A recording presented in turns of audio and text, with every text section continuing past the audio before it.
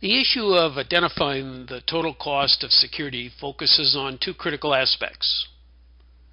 Simply, how much does the enterprise spend on security mitigation programs, which we will call operating cost? The second is a slightly more complex issue, and that is in calculating the cost related to losses from all sources of criminal activity directed against the company. Since this amount varies and is unpredictable, we will refer to this as a variable cost. We will explore these cost calculations in further details in the slides to follow in this presentation. A third element to consider is mandatory cost, which we will treat as part of operating costs. The important issue to focus on with regard to mandatory cost budgets is that mitigation programs are designed to comply with laws and regulations that are required by governments.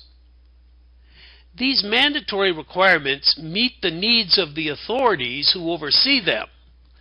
They do not in and of themselves protect the company from criminal acts, although they may set minimum industrial standards with which to protect customers. The examples of security mitigation program costs are numerous and do vary based upon the specific company and the business sector involved.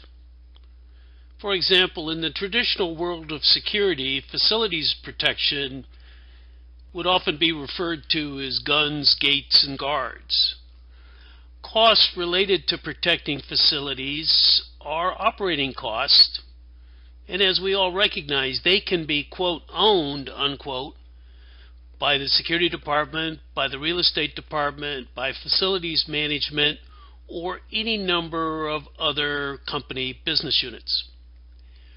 Regardless of ownership, the critical question is calculating the enterprise cost for facility security in order to examine for opportunities to better balance those costs against the threats and the vulnerabilities that are identified with that specific facility. Obviously, in this example, one size does not fit all. We would then be in a position to examine our cost of operations against our cost of losses, the variable cost. The difficulty for the Chief Security Officer is arguing the value of the mitigation strategy when there is an absence of loss information, which makes arguing a business case to management extremely difficult. Variable costs, when examined in detail, can demonstrate hidden expenses to the enterprise, which will have an impact on operating margins, may present problems on employee retention, and certainly may represent a risk to reputation. In this slide, we focus on examples to help explain variable cost. In some industries or service sectors, for example, say the fast food industry, robberies in the workplace are a real risk. Each robbery represents many different cost exposures to the company. A robbery or death of an employee due to a criminal act causes significant exposure to the company in financial terms, without considering the human toll. No company or its management wants to be faced with the death of an employee in the workplace due to a criminal attack. But understanding the financial cost that such a loss represents can help the company to understand the importance of security mitigation programs as part of the cost of doing business. Another example would be losses due to the theft of goods or services, which are often widely reported and viewed at least at the sector level. And these numbers can often be startling in their size. So, finding the variable cost of these thefts can be challenging in an individual company.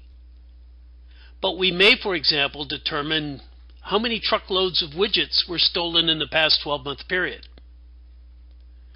Then we need to further determine the cost of replacing those goods, the cost of the insurance premiums that may result in mitigating our exposure. And remember, many companies are self-insured for varying initial loss levels. We will also have the cost impact of competing against those people who are selling the products that they stole from our company. A third example would be the fraud loss determination in the financial services sector. For example, in the credit card industry, companies have detailed metrics on their fraud losses, and they typically balance their investment in operating costs for fraud controls against their cost of fraud losses. So in this example, we have the variable costs, which are constantly measured and reacted to by an increase or a decrease in operating budgets based upon the loss information.